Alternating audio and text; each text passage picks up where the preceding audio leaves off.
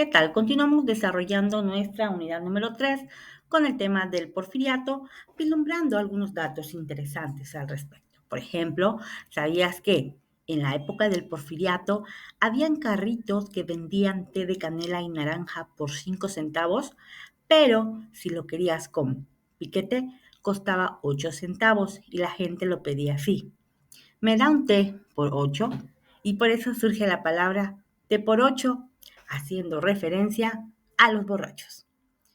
Otro término importante, otro dato importante, ¿sabías que durante la época de la Revolución Mexicana, cuando alguien moría, no tenían dinero para un ataúd? Por lo tanto, era enterrado envuelto en un petate. De ahí la famosa frase, se petateó.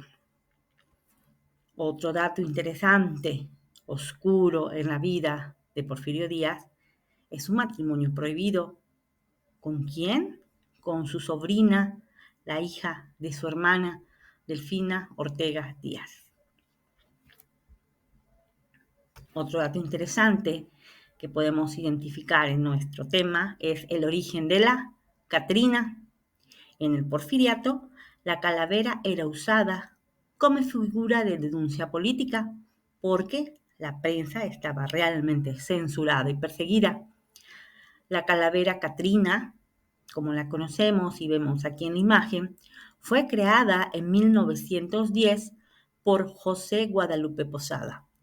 En origen se llamaba calavera garbancera. ¿Por qué garbancera? Garbancera era la persona pobre que vendía garbanzos, pero fingía ser europea, porque una de las modas en el porfiriato es imitar todo lo relacionado con la cultura francesa.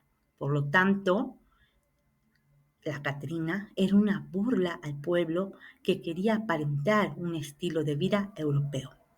El Catrín era una persona muy elegante, símbolo de la aristocracia mexicana, lo que al día de hoy conoceríamos como una persona fifí.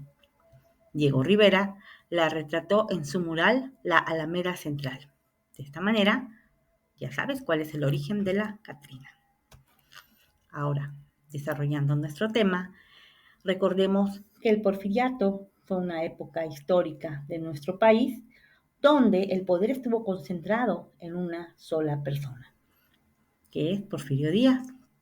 Los objetivos eran el reconocimiento de su gobierno por parte de los Estados Unidos, la pacificación del país por medio de la centralización del poder, el control, el orden político.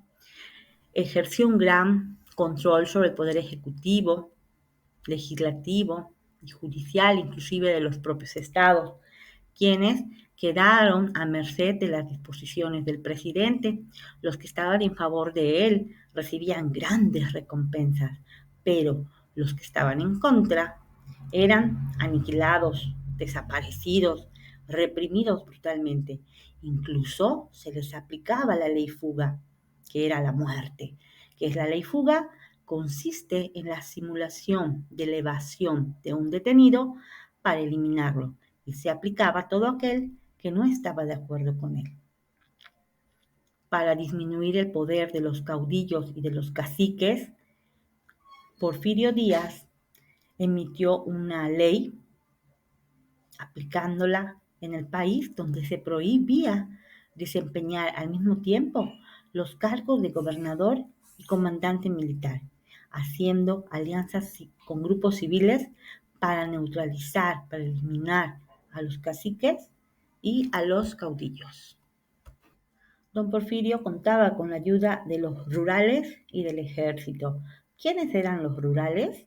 Los rurales eran empleados de la Secretaría de Gobernación que se encargaban de vigilar el campo y daban apoyo a los jefes políticos y protegían a los hacendados. El ejército, pues eran aquellos integrantes de la Fuerza Armada de nuestro país que tenían el mando político de casi todos los estados de la República, con cuantiosos salarios, actos de corrupción y también con un uso indebido del gasto público. Durante el periodo comprendido de 1880 a 1884, el poder recayó en Manuel González, que era una de las manos derechas de Porfirio Díaz, y en cuyo mandato se colocaron los cimientos de lo que serían la columna de la futura dictadura. Durante el porfiriato se llevaron a cabo diversas reformas constitucionales, como la censura de la prensa, la reelección, así como también la modificación del artículo 116 constitucional, dando derecho al presidente de México de intervenir en la vida de los estados, inclusive en el poder judicial, porque pues el presidente sería quien presentaría una terna para elegir a los jueces de distrito y de esta manera aseguraba la lealtad y el resultado de los juicios, obviamente, a su favor. En cuanto a la economía, podemos vislumbrar que existieron grandes avances, como lo que es en las áreas de comunicación, el telégrafo, el teléfono, los ferrocarriles, fuentes de energía, inversión extranjera. Se inauguró en la Ciudad de México el servicio público de electricidad, se instalaron varias compañías de luz, la industria petrolera mexicana nace con la fundación de la Compañía Mexicana de Petróleo. Una de las más exitosas áreas fue la política exterior porfirista, atrayendo capitales extranjeros que contribuyeron a la riqueza de México. Por ejemplo, Estados Unidos invirtió en ferrocarriles, minas, tierras, Inglaterra en ferrocarriles, minas, electricidad, petróleo, Alemania en suministro de armas, fabricación de cartuchos, Francia con minería, inversión bancaria. Sin embargo, pues toda esta economía no favoreció a toda la población y de ahí surgen dos grandes huelgas, como son las huelgas textil en Río Blanco, Veracruz, cuyo objetivo era la exigencia de la mejora de las condiciones laborales, evitar el trabajo infantil, y finalizó con 200 obreros asesinados, los demás siendo prisioneros. También tenemos la huelga en Cananea, en las minas de cobre en Sonora, que eran propiedad de un extranjero llamado William Green. Este objetivo de esta huelga era la defensa de los derechos laborales, la libertad, la justicia, la igualdad. Denunciaban malos tratos y discriminación. Igualmente, esta huelga terminó con encarcelamiento de los líderes por 15 años y hubieron muchos fallecidos. En cuanto a la sociedad mexicana estaba dividida en varias clases, lo que es la aristocracia o la alta sociedad, la burguesía, la pequeña burguesía o clase media, y el proletariado y los campesinos. Durante todos estos 30 años de dictadura, estas clases sociales se fueron teniendo brechas cada vez más y más largas. El porfiriato enriqueció a un pequeño grupo de familias a costa del trabajo de los campesinos y de los obreros, que en realidad eran la mayoría de la población. ¿Cuál era la situación de los indígenas? Pues los indígenas vivían en una pobreza extrema, fueron despojados de sus tierras, encontrándose indefensos ante los hacendados y los capataces, se realizaban violentos ataques, cuando se querían sublevar, fueron exterminados, masacrados, deportados o vendidos como esclavos. En cuanto a los peones, pues no les iba mejor, porque los peones trabajaban largas jornadas bajo la custodia de los capataces, se les pagaba un salario muy reducido y todo se le iba en las tiendas de raya. Vivían en humildes jacales, en una situación próxima a lo que es la esclavitud. En cuanto a la educación, pues la mayoría del pueblo era analfabeta. Los ricos enviaban a sus hijos a escuelas particulares religiosas y luego pues, los enviaban al extranjero. Los empleados y pequeños propietarios urbanos, la clase media, enviaban a sus hijos a las escuelas públicas, pero las clases populares, las clases rurales realmente no recibían ningún tipo de educación. El analfabetismo era de un 80% aproximadamente. Durante este periodo, la gente de clase media alta, la clase alta, tendía siempre a estar influenciado por todo lo relacionado con la cultura francesa. Querían imitar la forma de vestir de los franceses, se divertían en la ópera, rechazaban las corridas de toros, despreciaban lo mexicano y hacían suyos el vals, las polcas, inclusive sus viviendas, sus decoraciones de sus casas, siempre trataban de imitar todo lo relacionado con Francia. Durante el porfiriato se aplicó mano dura a todos aquellos que criticaban el régimen. Tenemos, por ejemplo, a Filomeno Mata, a Daniel Cabrera. Muchos aceptaban los sobornos que les daba el gobierno y a los que no, como estas personas, pues eran encarcelados, eran torturados, eran martirizados. En este periodo, en más o menos como 1890, se estableció que la historia se enseñaría en las escuelas en los primeros 6 grados de primaria, se enseñarían los principales acontecimientos desde los primeros pobladores hasta la época actual. Igualmente, en 1910, Justo Sierra propuso la creación de una universidad nacional dirigida por un rector y por el Consejo Universitario, dando inicio a lo que es la Universidad Nacional Autónoma de México. Vamos a realizar nuestro primer pasando en limpio para identificar si han tenido el aprendizaje significativo de lo expuesto hasta estos momentos. Aquí tenemos las preguntas que vamos a contestar para identificar el aprendizaje significativo.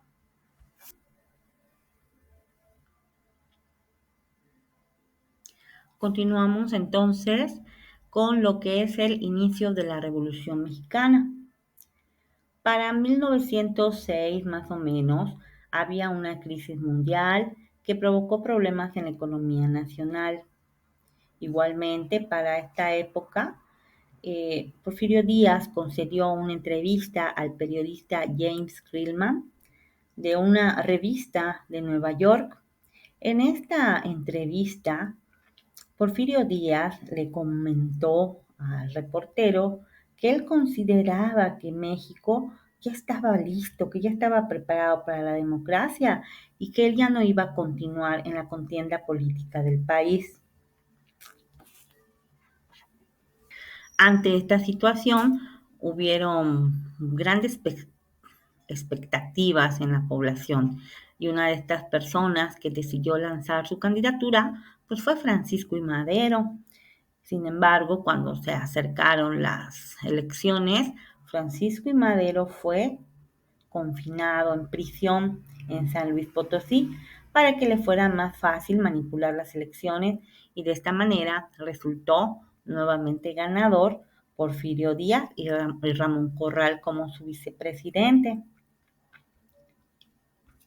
En esta época, don Francisco I. Madero emite su libro, que es La sucesión presidencial de 1910. Igualmente, una vez que es liberado Madero, él decide elaborar y convocar a una lucha armada por medio de un plan que se llamó Plan de San Luis Potosí. El objetivo de este plan era realizar una lucha urbana breve, con un mínimo de derramamiento de sangre, convocada para el día 20 de noviembre. Sin embargo, en realidad, esta solicitud de Madero tuvo muy poca respuesta y fue hasta cuando surgen las diversas corrientes como lo que es el villismo, el zapatismo, personajes como Pascual Orozco, las Adelitas, carrancismo, cuando este movimiento comienza a cobrar la verdadera fuerza de una revolución. Finalmente, el 25 de mayo de 1911 se firmaron unos acuerdos en la ciudad Juárez que ponían término al movimiento rebelde encabezado por Madero, donde se postulaba o se pretendía garantizar el restablecimiento del orden en el país. Y sube provisionalmente al poder Francisco de la Barra En tanto, se convocan elecciones. Cuando hay elecciones,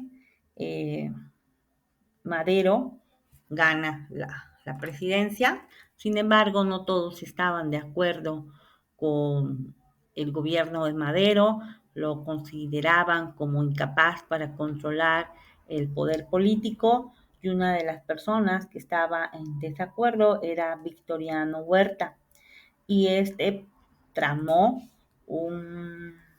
un golpe de Estado en contra del gobierno de Francisco y Madero, junto con Bernardo Reyes y Félix Díaz. Al derrocar a Francisco y Madero, este sería encarcelado y luego asesinado, dando lugar a lo que se conoce como la Decena Trágica.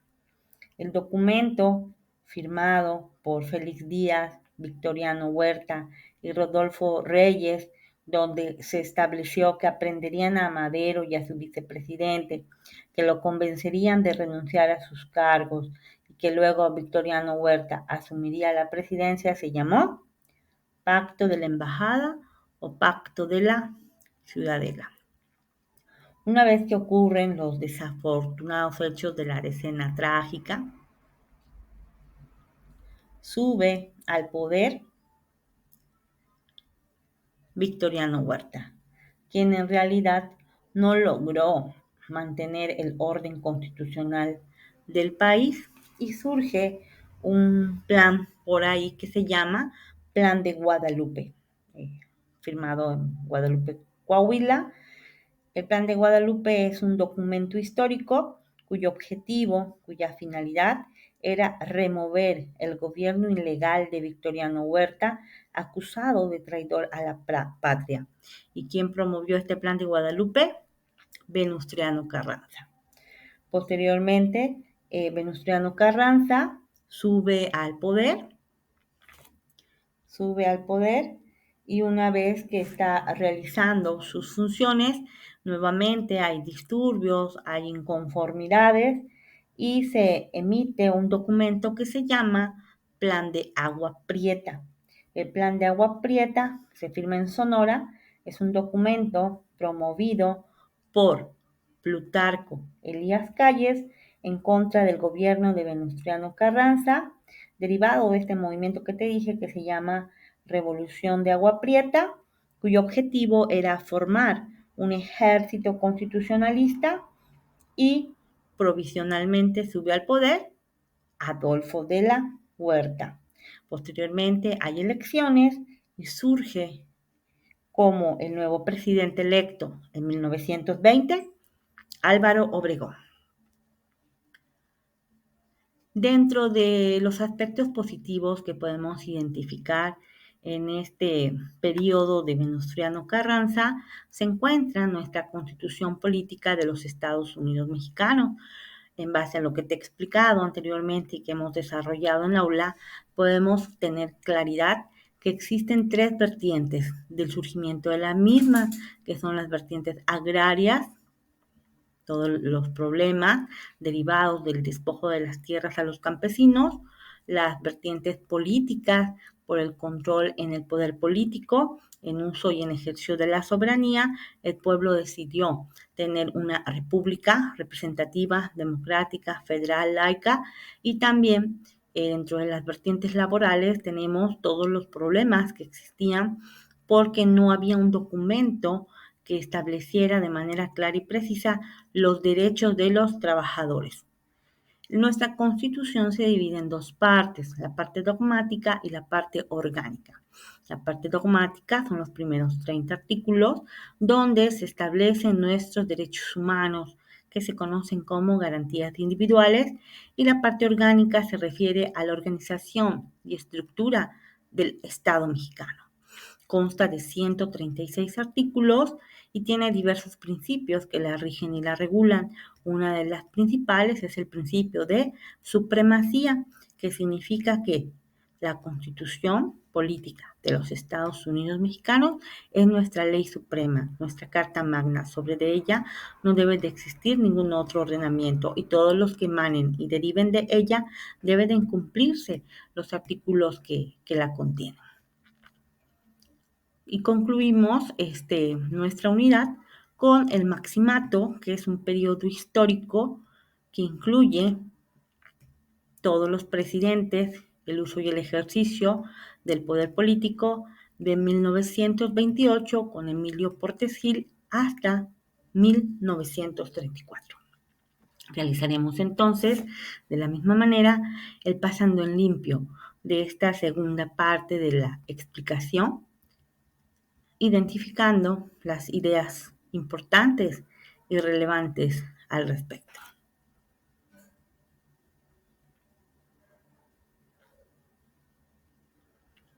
Gracias.